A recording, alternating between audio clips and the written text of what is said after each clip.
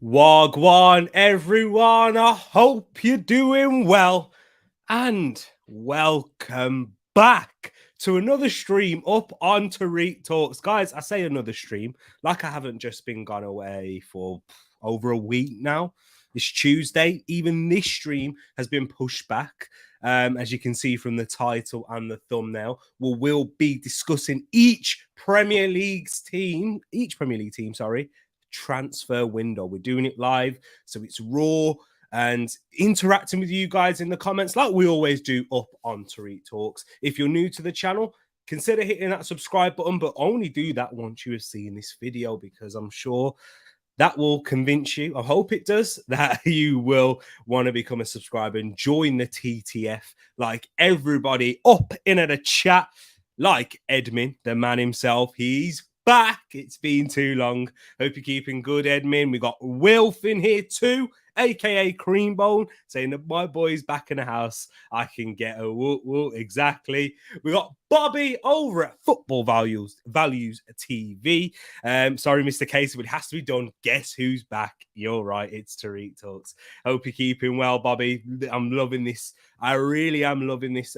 Big welcome back. You guys have made me feel loved, and you always make me feel loved anyway by the support that you all continue to show, whether you're in the comments, whether you message me after streams, before streams, or if you're just watching now and watching live and you know what, just enjoying it. But make sure you're not freeloading by smashing that like button. It would be great, people. It really does help the channel and support as you guys continue to do.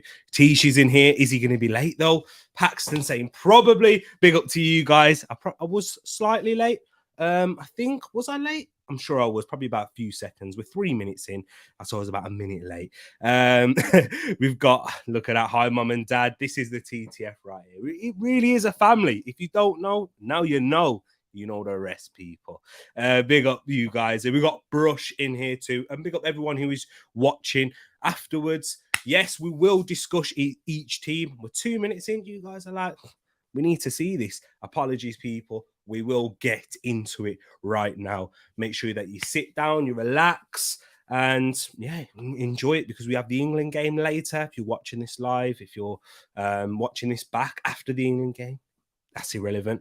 But yeah, the reason why I was late, I was watching Luther with Mumsy, as she's just gone off back to work to finish off the rest of her shift. So yeah, and then I'll be back watching some of the England game and maybe some Luther as well. So yeah, people, hope you're keeping good, and we'll get into it. That's enough of non-football talk. Let's get into the real stuff, and we'll start with my beloved Arsenal. If you don't know, I am an Arsenal fan, and we can only start there. We're doing it alphabetical order for the Premier League in 2022-2023. And if you don't know what this video is going to be about, I will be discussing the positions, players that have been linked that each club should sign out. When I say out, in terms of players who should leave and who need to seek pastures new, or players that just need that loan in terms of development. And we'll be discussing other hot topics that surround all things transfers. I hope you enjoy it. And we'll start off with Arsenal Football Club. And we've spoken about this a few times. I will go in serious depth about Arsenal in a single stream, and we can talk about what we expect for the whole summer, what we want to get, not just from myself, from a panel of guests who are Arsenal fans. We've got plenty of regulars in the chat right now. But I will list my ins first. So we'll start off with the ins. I expect a minimum of 4 transfers into the club, and in positions that we know that Arsenal need to address is in the fullback area, whether it's a right back or a left back, because I do believe that we will see I think we will see some transfer activity at some point, whether it's in the summer window, which we're going to be discussing, or maybe later on into the January transfer window, but I'll go into depth about that. So fullback position, a central defensive midfielder. And it's going to be interesting to see if Arsenal do go ahead with this, because Arsenal have renewed Mohamed El-Nene's contract, and Arteta's put a lot of faith into Albert Sambi-Lokonga. 2, we've seen him. He's had a lot more minutes than expected at the club, and we saw that last season. But with Mohamed El-Nene signing that new contract, which was due to expire at the end of this month. He has signed a 1-year extension, so maybe that kicks the can down the road a little bit in terms of the CDM. And the reason I have put a central defensive midfielder in there is because we have seen when the likes of Thomas Partey has been injured and he's gone missing for whatever reason, injury, suspension, serving his nation in international tournaments like the African Cup of Nations, our midfield looks so much weaker and we lose not just even in an attacking sense, but defensively, it's poor. I mean, the other way around, not even just in a defensive sense, attacking, we don't progress the ball anywhere near as quickly. We're a lot more predictable. With Mohamed El Neni, it was actually interesting. I was listening to another podcast. He's actually the most one-footed Arsenal player. And by that, they use statistical data to work out how many times how much in a percentage that Mohamed El Neni will use his weaker foot, being his left, and that's 5% of the time. So that really shows that we can be quite predictable when El Neni is playing, although he is a solid, dependable player who will give you minimum 6 out of 10, won't really go any higher than that, which is why he's a squad player at the an Arsenal or a Premier League squad player for that reason, and why Arsenal fans like him and non-Arsenal fans. I know Edmin, he's a fan of El Neni because of what he provides in terms of, stability. He's not going to fluctuate in performance levels, and but we do miss that extra, that key, that little bit of X factor in that central defensive midfield spot in ball progression. And we have seen players previously, and one who has been linked in late in Yves Bissouma, who would give you a lot more dynamism and ball progression in how he drives, very good technical ability, forward thinking passer as well. Always looks to play the ball forward, Yves Bissouma, but I'm not too sure if that's going to happen, so I won't go into too much depth on that transfer. But we also need a central midfielder, and we have been linked with quite a few players who can play in that central midfield position. The big two in Yuri Tielemans and Alexander Zinchenko. And today, as we're recording this, I'm looking at my wrist. I don't even have a watch on there, but it is the 7th of June. Those links seem to be quite hotting up, and we're approaching the start of the transfer window, which kicks off on the 10th of June. Yuri Tielemans linked with Arsenal brings not just an upgrade in Xhaka in passing ability and technical ability, but adds goals into that midfield too. Very two-footed in a way. We've been speaking about Mohamed El Neni, his lack of ability to use his left foot, whereas Yuri Tielemans, who does predominantly play on the right side of midfield, is more than capable of playing at the left. You can even play him in a deeper role, in a double pivot, which you could potentially see with Partey and Tielemans, push him further up, and has played in a 10 position previously at Anderlecht too. So we've got another player who can take set pieces in Yuri Tielemans, goals to his game. What I've been speaking with Arsenal fans and people who aren't the greatest fans of Yuri Tielemans is when they look at him and pardon me, excuse me, sorry, and they think I'm still getting over this cold, which is partly why I was out for such a long period of time.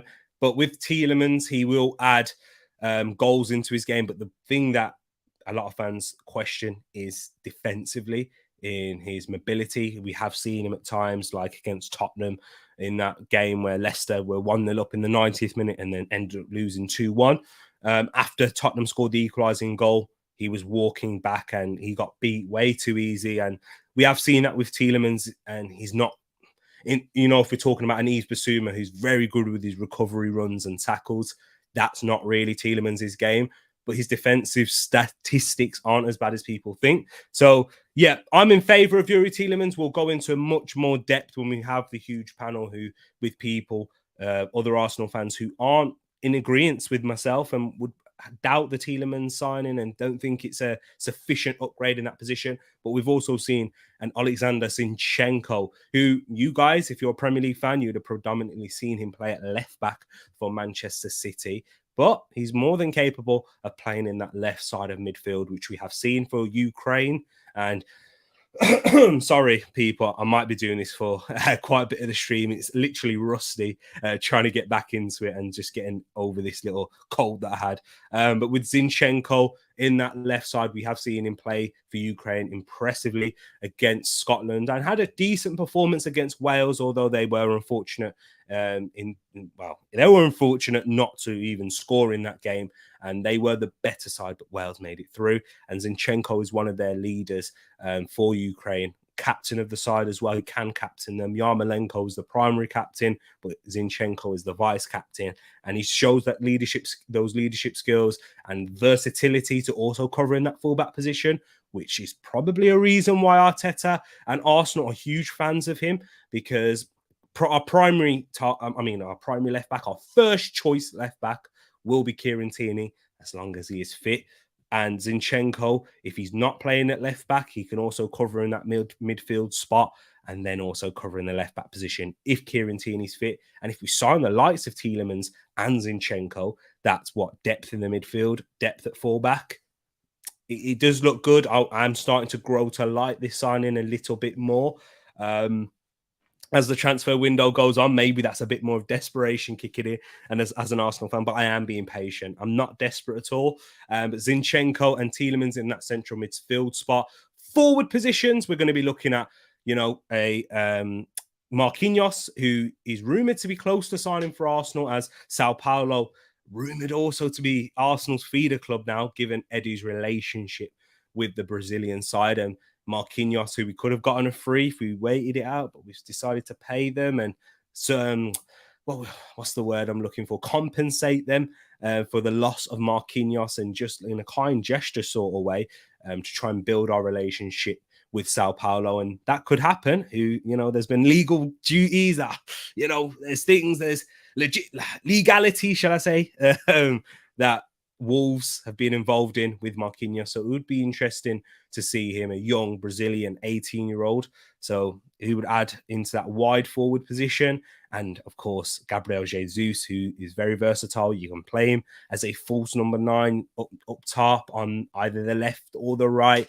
And then also we've been loosely linked with a Gianluca Scamacca, who is much more of a target man, being 6'4".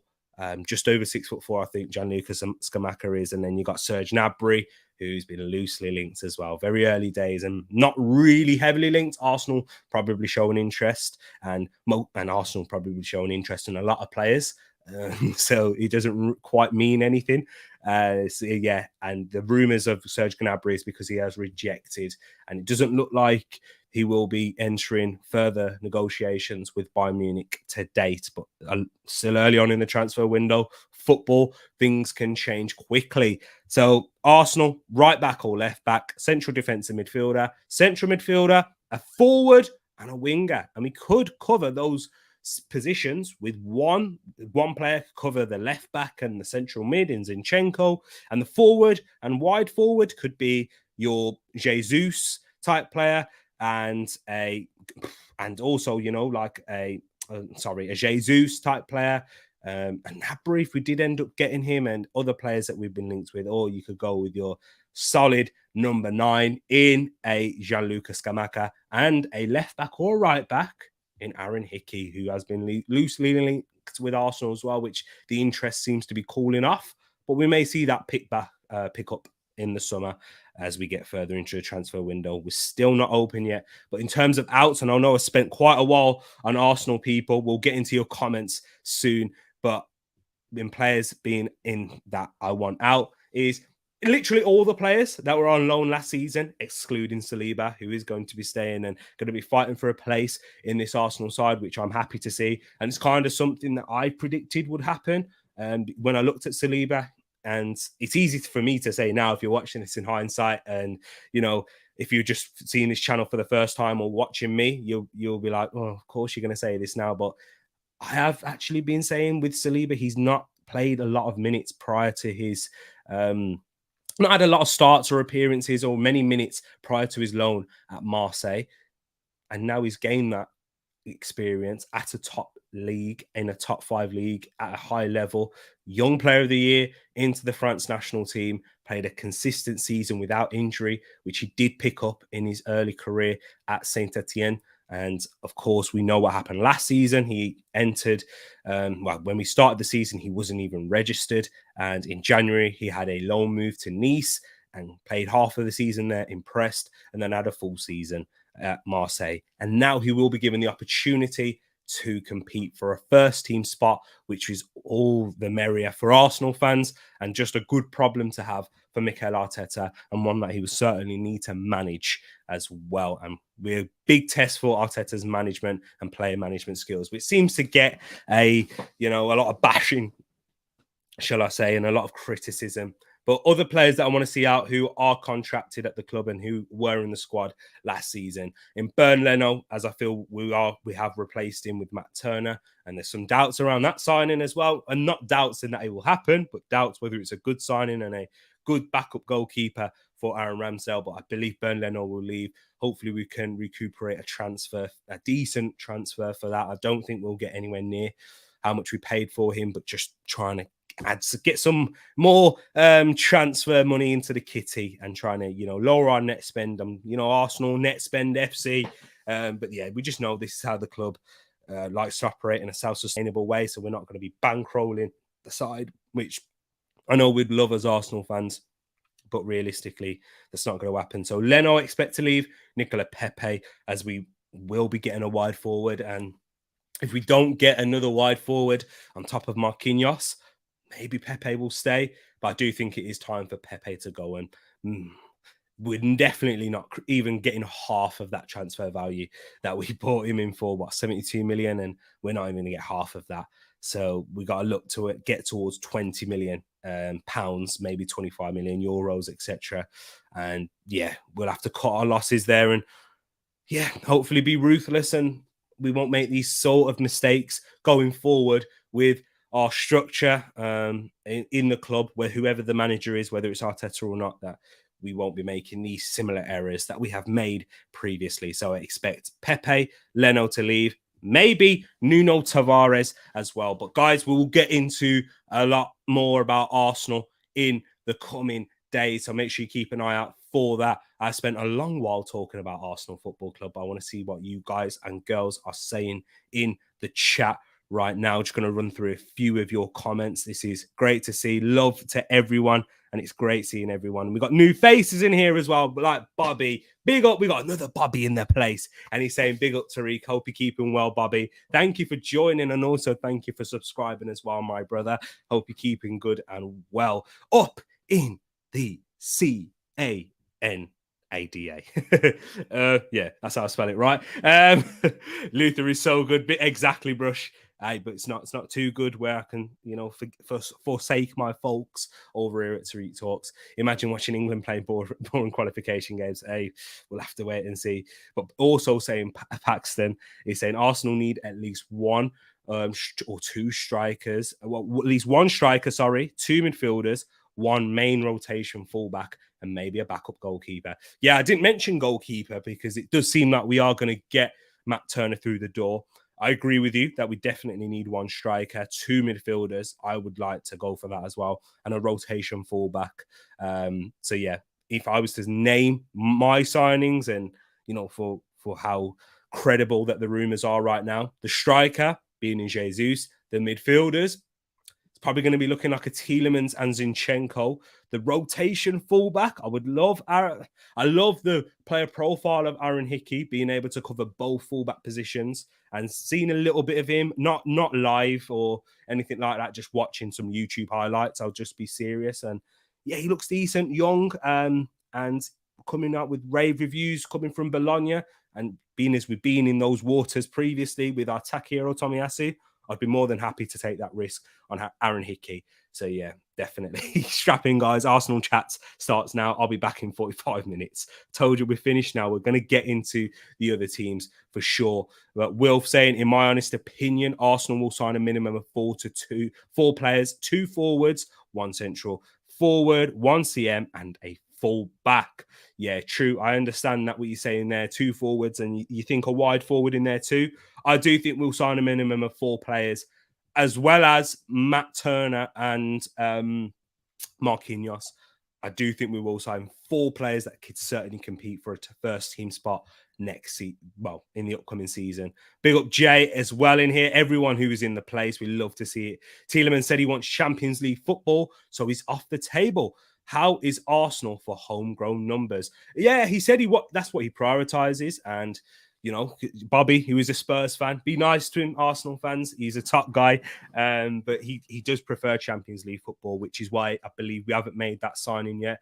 But Arsenal have made our interests clear, and it doesn't seem like there is Champions League clubs who are ready to put the money down on the table to get him in now. It's whether if Tielemans if he's so desperate to leave Leicester this summer, because he does only have a year remaining on his contract, and if he wants to respect them by recuperating a transfer fee for Leicester, and it would be the benefit of Leicester, not really Tielemans, because the benefit of Tielemans would be holding out for a Champions League club who could certainly get him next season on a free, and then even getting a higher wage or signing on fee or whatever whatever bonus, agent fees, etc. he could profit off if he left on a free. So, but Arsenal, in terms of homegrown numbers, we're looking much better now, Bobby. Given our last summer, we signed the likes of Aaron Ramsdale, Benjamin White, and then we've got Martinelli and Saliba, who will both enter. They will both enter the homegrown numbers. So we will fill that quota. So we're right in those areas, and with our Saka and Emil Smith Rowe, they're other ones. Apologies, people. Tielemans, class player, but not looking likely, says Paxton. And Wilf, he wants Tielemans badly indeed. Paxton, Matt Turner is a step down from Leno.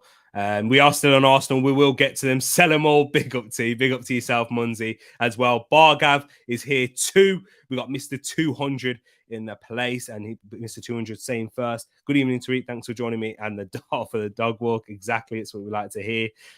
Are we talking about Luther in the chat? And Odd Eddie's on the kickbacks. To be fair, Brazil is going to be a battleground for talent. Exactly that. Moss is in the place too. And he's talking about Gabriel Jesus, Osimhen, who we've been linked with too, Skamaka, all this other nonsense. And he's telling us that we need to get a Johnny D in the club. But we spent enough time on Arsenal now. We're 22 minutes in, and we still got to go through 19 others. But big up to everyone who's locked in the chat right now. And yeah, we could spend a whole hour and a half talking about Arsenal. If you know Tereak Talks, we can certainly do that for much longer. But we will go into Aston Villa now. Don't leave me. We will get into your club, and we won't spend anywhere near as long on Aston Villa. Apologies, Aston Villa fans, but it's just the way it is. Aston Villa, when we're talking about ins for them, they've already had a great start to the transfer window, which is, it's needed after a poor season with a lot of expectation last season coming for Aston Villa. I know we spoke about Arsenal. Their fans and a lot of people and football fans in general thought Aston Villa would have a better season than Arsenal and would finish higher up in the table, given how well they did under Dean Smith when they had the likes of Jack Grealish in lockdown, and Ollie Watkins had a fantastic start, John McGinn, etc. Douglas Luiz, Matty Cash, Ezri Konsa didn't quite live up to those expectations as they finished in a lower mid-table, but lower in that part of the mid-table section.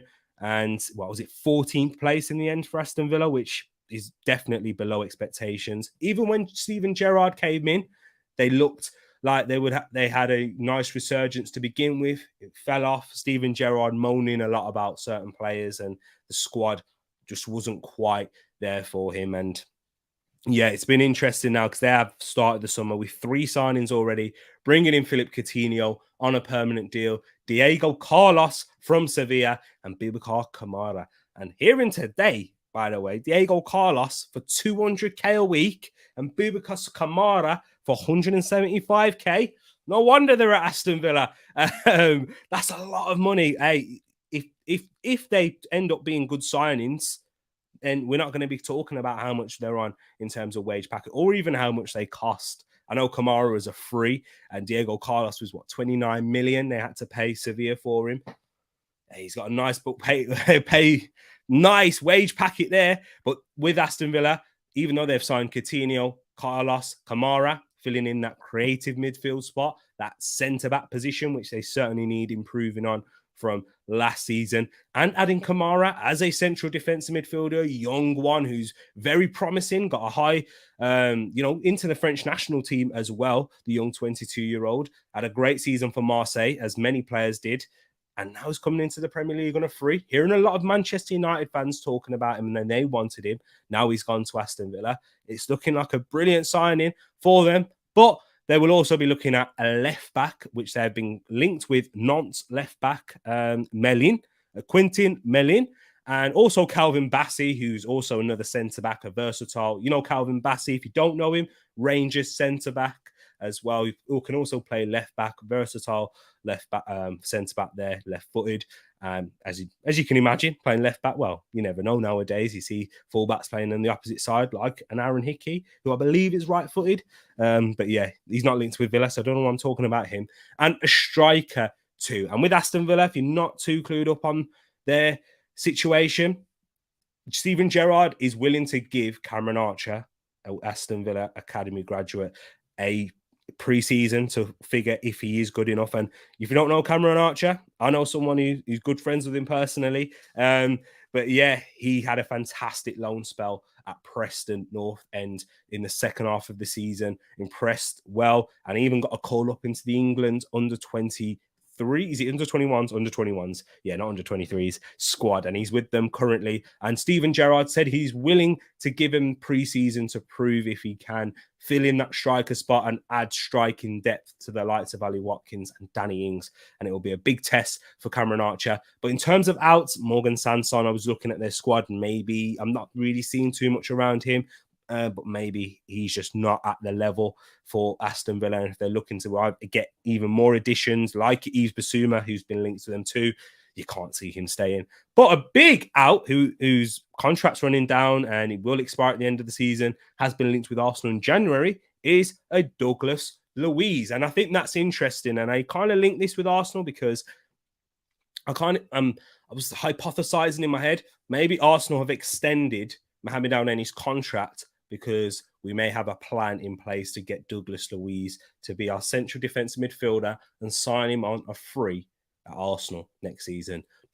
Conspiracies in football. But yeah, that's what I'm kind of thinking. And he will get plenty of offers. The former Manchester City player and Brazilian international, Olympic gold winner as well in Douglas Luiz. So he's going to attract a lot of offers, but also Conor Gallagher's been linked with Aston Villa too. So they are having a great window so far. They do need to add in their team after a poor season. They've got lots of experience in there to Aston Villa. So it's going to be a massive transfer window with some rejuvenation adding into the side. I want to see, I think if Villa are going to do well, they're going to need to add more youth into there because they've got a lot of experience. You know, they signed experience with Ashley Young, Danny Ings, Luca Dean, Callum Chambers in there. So maybe they need to add a bit more youthful exuberance into the side as well for Aston Villa. Let me see what you guys and girls are saying. Big up to all my ladies and gentlemen in the place right now. TTF in the house. But let's scroll up and see what y'all are saying. Who we got here? We got King, who's saying Aston Villa will be next season's flop, most overhyped team with overhyped Slippy G as manager. Aston Villa's transfers are madness. Nobody knows anything till it's a done deal. True. It's a good point you raised there, Paxton, with Aston Villa. I can see you guys in the chat just talking about me not moving on from Arsenal. We have. But yeah, it is a done, and nobody knows, and that's the best way. They move in silence, and it's easier for Aston Villa to move in silence than it is for a Manchester United, an Arsenal, a Chelsea, because our clubs. I'm not saying that Aston Villa is not a big club. Of course they are. Before Aston Villa fans shoot me down, they're not at the level of the previous mentioned clubs where we know that there's transfer activity that needs to be done. So. It's going to be well publicized. It will get a lot of clicks, and you know what? The information's just sought for like gold in terms of who those clubs will be signing. Whereas for Aston Villa, the fans, of course, the Villa fans will know who they've been linked with because they have been linked with a few players for long periods, like Yves Bissouma and who else? Like Quentin Melin, of course, and they've been looking at Conor Gallagher and looking at other striking strikers for that striking position. But we'll have to wait and see. Maybe we don't pay too much attention as non-Aston Villa fans too. Big up everyone in the place. We've got Niall, Santa here as well, and everyone else who's locked in. Apologies if I missed your comments. We've got G Staffy too.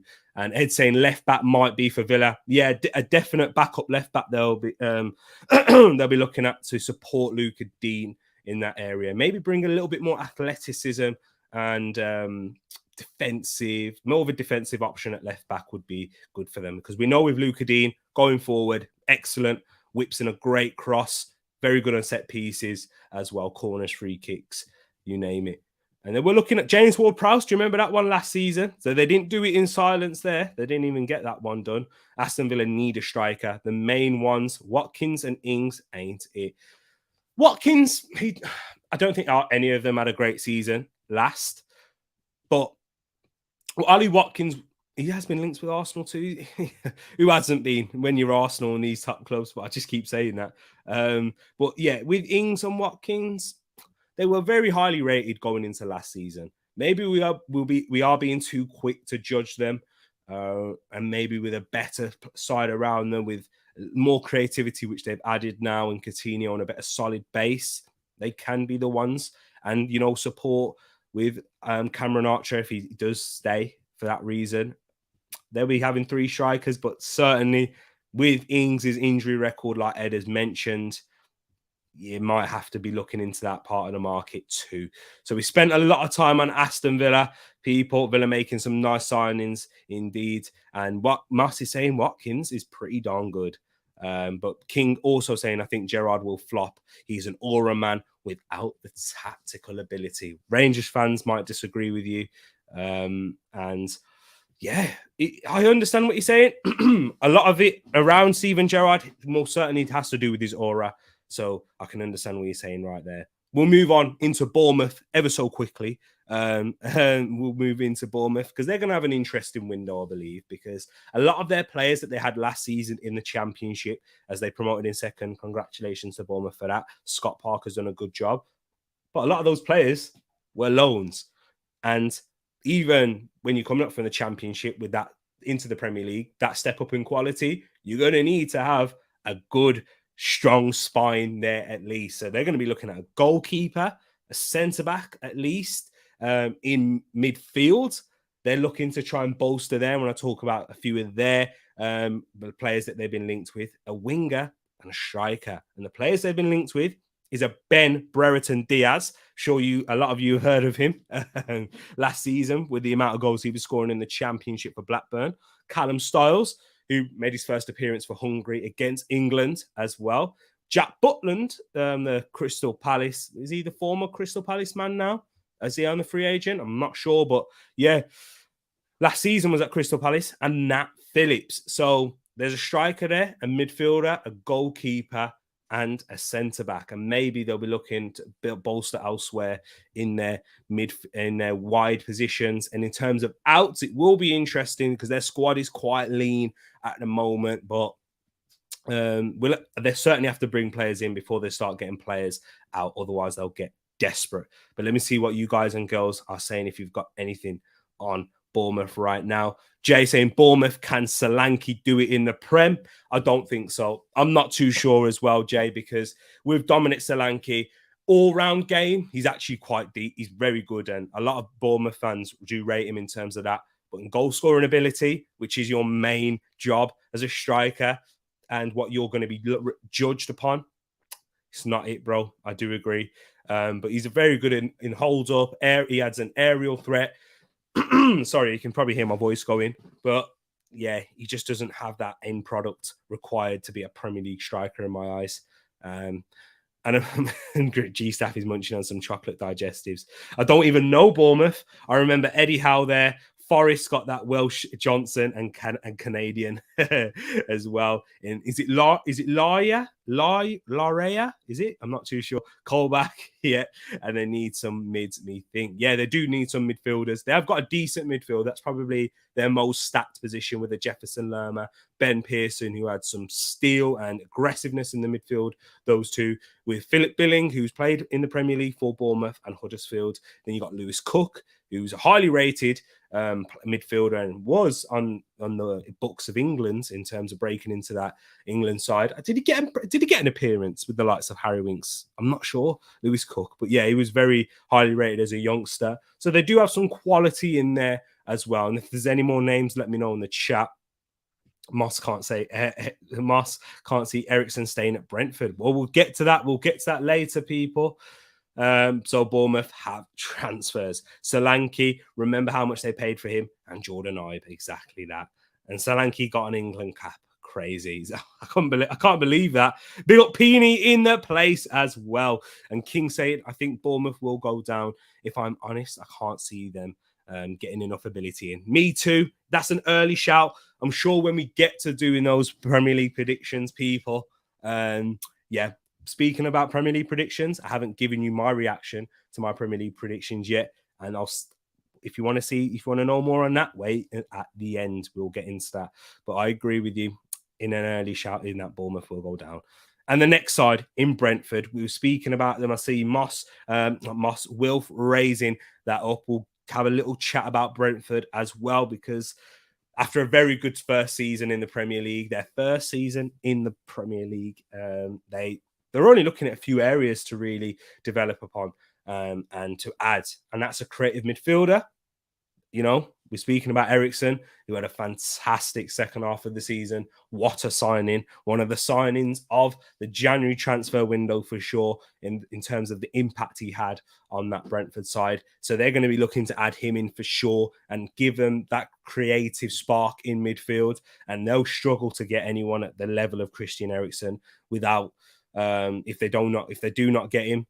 But you can't discount Brentford's scouting ability and their transfer strategy, because to even be in the Premier League for Brentford, they have done work and they worked absolute wonders.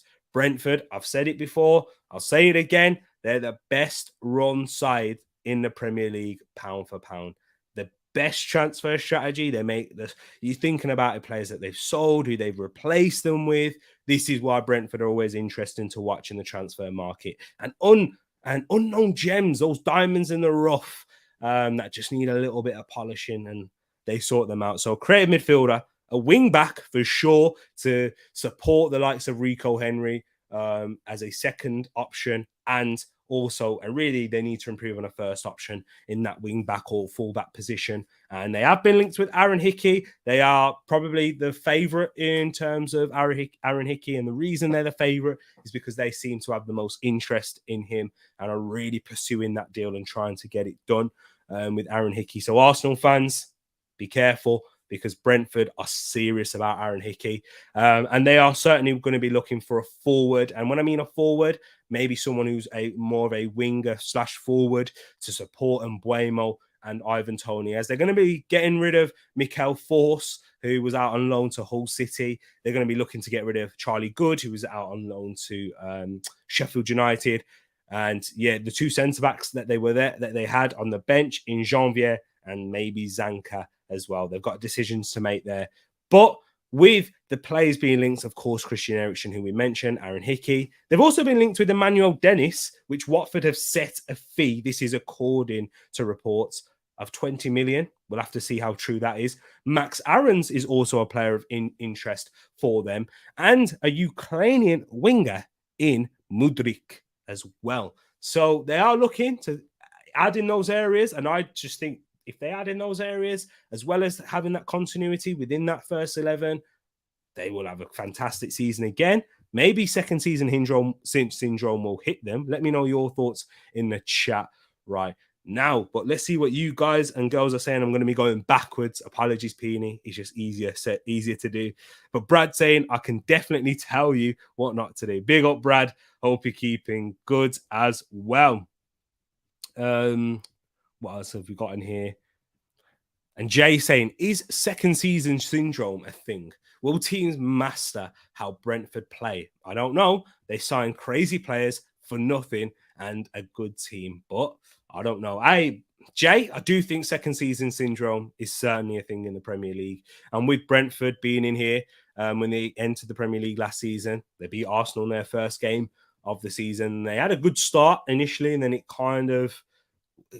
quickly went a bit down, and And before the Eriksen signing, we was talking about Brentford being in a relegation battle because they just seem to get in a rut and struggling in terms of scoring goals, creating chances. Ivan Toney was out being overworked in terms of their front line and trying to score goals and create at the same time.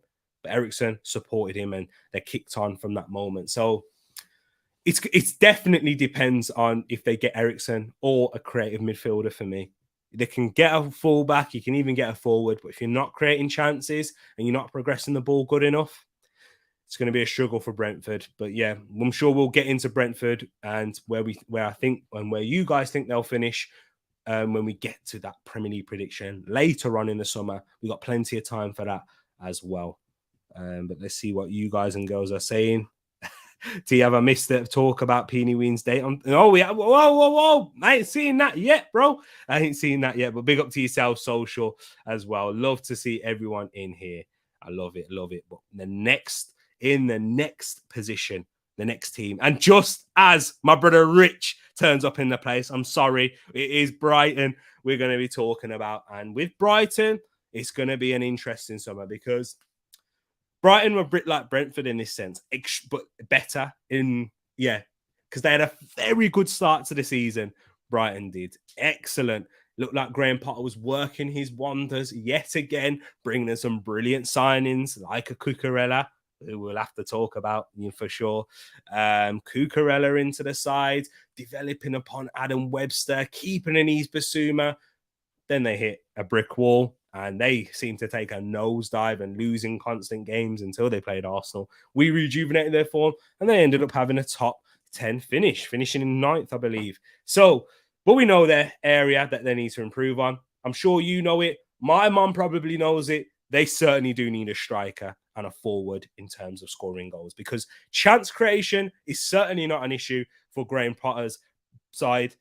And defensively, when they have their Adam Webster in there, and their key centre-backs in Adam Webster, Lewis Donk, Shane Duffy, there too, Jock Veltman, who's had a very good season as well for Brighton, covering in that right wing-back position and centre-back, but they need a striker, man.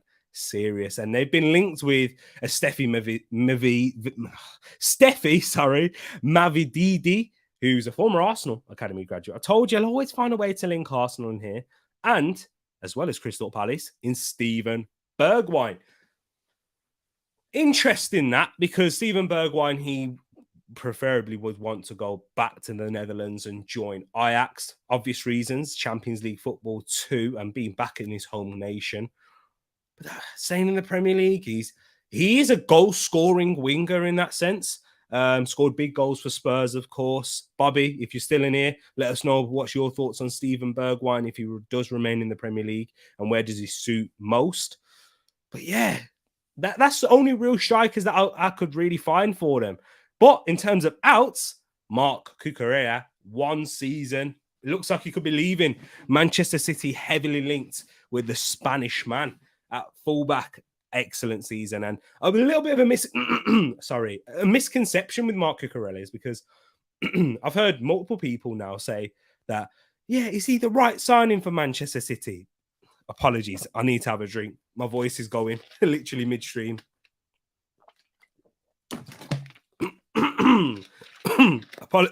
Doesn't seem to have cleared. I will try and get there, sorry. But yeah, Cucurella does seem like he will be leaving, and the misconception is that people think, oh, isn't he more of a wing back than he is a left back? Will he be exposed defensively? Marc Cucurella hasn't just played wing back for Brighton. He played in a left centre back position without Adam Webster there too. So trust me, this brother, he most certainly can play at left back as well. I can promise you that. I've seen him play for Getafe as well, and I was keeping my eyes on him in that sense because I was like, what I like from him, he's played in left wing back, left wing as well, and he's showing that he can also play left centre back for Brighton. So yeah, what a player that Manchester City will be having if they do go ahead and get him. Yves Bissouma linked with an Aston Villa to Spurs, Roma, all over the place, and he's been putting out his transfer hints that he wants to come to the carpet. I won't say this again. And Ostergaard, who, yeah, he was a player who was out on loan But now, yeah, he looks to be leaving and going to the Serie A. But I'm sure there's not going to be too much chat about Brighton because we've got some Crystal Palace fans in here. Big up. See, I don't see it. Wait, yeah, this chat is mad. I haven't even been seeing more go on in the chat, man. I really haven't. But maturity has kicked in because they have lifted the ban. Big up, man. Big up. I appreciate, and that's what we like to hear. So I don't have to be scared. I don't have to be treading on eggshells when I say the B word. So that's what I like to see. But big up you all. The chat is moving pretty mad right now. But Moss saying Bergwijn, a baller, wants to go back to Holland, going to be a World Cup star. Yeah, probably would have a better chance of playing in the World Cup if he does go back to the Netherlands. I do agree with you there. Hang 13, watching, 12 likes. Who's holding out? Come on, let's get that one more like, people. One more, just one more. But yeah, we'll move on into our next club in Chelsea. Chelsea Football Club. What a summer this is going to be for them. Underwhelming last season, but they certainly need to add plenty of players in this transfer window with all the players they've lost on the free. Rudiger gone to Real Madrid, Alonso, Azpilicueta, Christensen. That's literally 4 defenders right there who are going to be leaving Chelsea. So they're going to need to replace all of them centre-backs and full wing-backs too in Azpilicueta, who's very versatile, can play in that centre-back position and right wing-back and even left wing-back. But they're going to need to add defenders, wing-backs, central midfielders, if they are going to let the likes of Ruben Loftus-Cheek leave. Apologies. Hopefully that's cleared up my throat a little bit. I don't think it has. But if they're going to let the likes of Ruben Loftus-Cheek leave, who did have an important part to play towards the latter end of their season, they're going to need to improve in that area. And they have been linked with the likes of Yves Bissouma in there too, and Ibrahima Sangare, the Côte d'Ivoire or Ivory Coast international. And then, yeah, Werner, Pulisic, and Lukaku, who are all expected to leave. So that's centre-backs, wing-backs, midfielders, forwards, and a winger.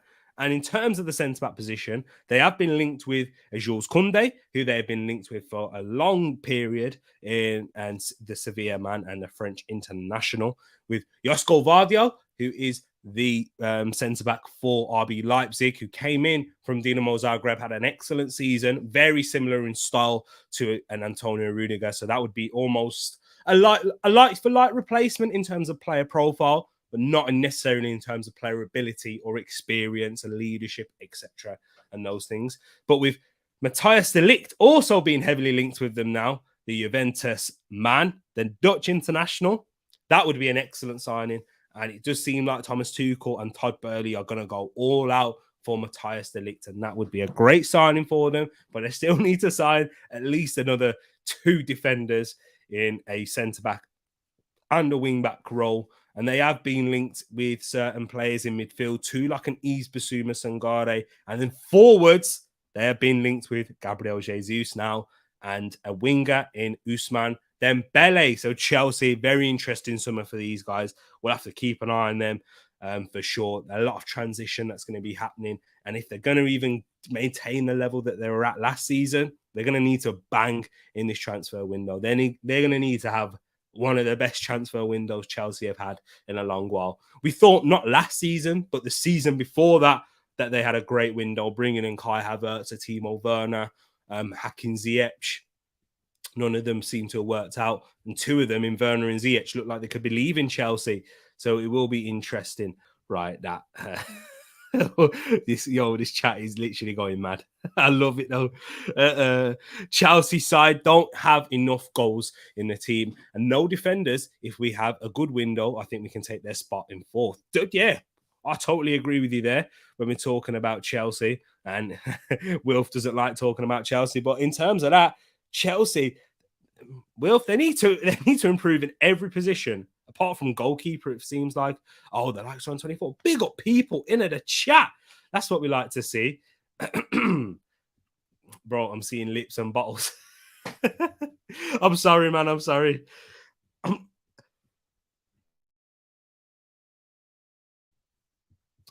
Man, Tereak, careful what you bring on screen. I'm trying to. I really am. Hey, social, calm down. But we're here to talk about Crystal Palace now. That's a great segue to get into Crystal Palace now, people. Rich, Jay, this is why you're here. Talking about Crystal Palace, what a season they had. Patrick Vieira heavily doubted upon and impressed and was one of the manager of the seasons and was a candidate for that award as well, that trophy. Yeah, whatever it is. But yeah, he wasn't quite manager of the season for me. But yeah, definitely, certainly, and needs to be a contender for that and a nominee. But they're going to need a little bit of not a rejuvenation, shall I say, but they're going to need to add in terms of that spine, I believe, as well. And when I'm looking at their positions, a right back, talking to the likes of Rich and Jay and other Crystal Palace fans, they're certainly looking at that right back position to upgrade upon a Joel Ward and a Nathaniel Klein. And Aaron Wan-Bissaka has been linked with a potential loan back to Crystal Palace. And Crystal Palace fans, I'm sure, for the ones that I've spoke to, let me know your thoughts on Aaron Wan-Bissaka going back to Crystal Palace. But the ones that I've spoke to will take that on a loan, not paying it even half of his fee to get back to Crystal Palace, but on a loan certainly would do well. And Patrick Vieira could certainly improve his game too as a coach. We've seen him develop quite a few players at Crystal Palace and even develop even good players like Wilf Zaha as well, and add into his game too. And, and that's probably just by style of play. So do you know what I'm saying? So maybe he could do the same for an Aaron Wan-Bissaka there. It would be interesting. And would you guys be interested in a Max Aarons who is available? Is he an upgrade for you guys? Let me know. I know he's not been heavily linked, but he has been banded around a few Premier League clubs and he's a fullback. Maybe a backup left back too, maybe to support Tyrick Mitchell, but whoever gets brought in will most certainly be a backup left back to Tyrick Mitchell. So it will be a difficult player to sign there. Or if you could sign a fullback that could cover both positions, then you'll be in quids in right there. But in terms of the spine, I think you will need to get a centre back in to replace James Tompkins and compete. And if you're going to be a top side, you're going to need a couple, three centre backs at the least who are good enough to start, compete with Anderson, and Gay, and up Gay's level even more, which he looks like he may be the captain going into next season if Luka Milivojevic also leaves the club. But a definite area of improvement for them is in that central defensive midfield role, and adding maybe a replacement. Well, actually, they will need a replacement for Conor Gallagher's energy in that box-to-box midfield role. But they have been linked heavily with a Cheikh Doucouré from Lens, who was part of an extremely good midfield at Lens, very physical, had a lot of technical ability, him and Fofana next to each other. And they had a good season, Lens, impressing against some top sides in Ligue 1 as well, beating Marseille, I believe, at the Velodrome. I think that's what happened. And then they impressed well against PSG too. So I think they beat PSG actually in one of the games, if I'm correct too. So they beat Marseille and PSG. What a great season for Lens right there. And Doucouré, young 22-year-old, you'd certainly want to bring him in. And a lot of suitors around him, Arsenal loosely linked with him too, and other Premier League clubs. So yeah, Cheikh Doucouré could be their central defensive midfield signing.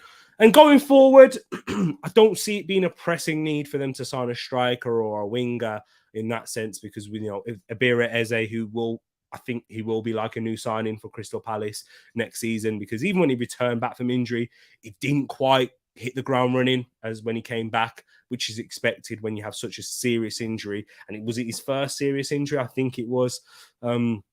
Iberia Eze. So I think he'll be like a new signing. The development of Michael Elise and the settle, I think another season under Patrick Vieira with Odsonne Edouard, he may get a few more minutes. The improvement of a Jean-Philippe Mateta as well. And yeah, they've got some depth in there. Maybe in the long-term future, they want to progress even further. They'll need to get a 10 to 15 goal striker in there.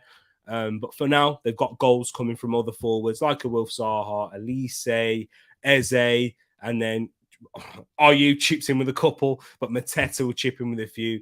maybe Benteke, and you hope that Edouard could potentially be that 10 to 15 goal striker, and then maybe get in a Conor Gallagher if the opportunity arises. And if they do get a Conor Gallagher, I think it will be similar to how Martin Ødegaard came to Arsenal, where Real Madrid, they kept him throughout pre-season. They said they didn't want to sell him.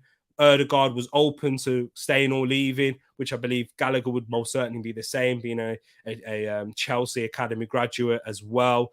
But if the opportunity is not going to be there for him to get consistent minutes, with it being a World Cup year, being in that, having that taste for England now, and having that taste for consistent first team football, and being loved by Crystal Palace, the door might be open for him to go back. And I believe if all offers were the same, all money was the same, and even Aston Villa or any other team, Everton, etc., in there, I think Crystal Palace would be his preferred destination, having already known what the manager's about, the team, the fans, etc.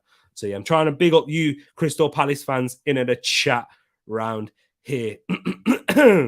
Your comments started with a bottle, now it's Diet Coke ads. See, this is it, man. The comments are about as random as me. I love it indeed. Let me go to the top. Let me see what you're saying. A real team indeed. And Jay saying, we need 2 midfielders, a DM and a central midfielder. I want that Czech Decore and Lewis O'Brien. Yes, that's what Nate's been talking about, the Huddersfield midfielder who's attracted a lot of attention after his wonderful season. Are they the Terriers? Are they the Terriers? Before I start giving them their own nickname. Yeah, Lewis O'Brien. He impressed me too in the playoff final. Was their best player in terms of ability and his mindset as well. And when I mean mindset, I'm not talking about like, oh yeah, he's out here to work hard. And in terms of, he was forward thinking and he was taking control and showing leadership in that midfield. So yeah, I think he would be a good signing for you guys. We also need a right back, in my opinion. I agree. And a young backup CB. I also agree. And it looks like we're signing Sam Johnston. True, I forgot to put a goalkeeper in there. That's a good shout. In Sam Johnson. Great goalkeeper, that would be Premier League goalkeeper. Very good. And in England, international as well, I forget. Let me see what you guys and girls are saying in the chat. You're just hearing a lot of, madness in the chat, coughing down the mic and etc. today. But yeah, that's all right. I don't mind social. I do not mind indeed. Keep it going. And I've just seen another comment, which I need to move swiftly on to Everton Football Club now. And we're going to be talking about Everton. And it's going to be an interesting summer for Everton. So when I'm looking at Everton, they had not a great season last. And yeah, they're going to have to improve upon their sides and bringing a lot of ins, and there's been but mainly we'll talk about the outs first. In Jean-Philippe is he saying as well, Jean-Philippe Gabamin?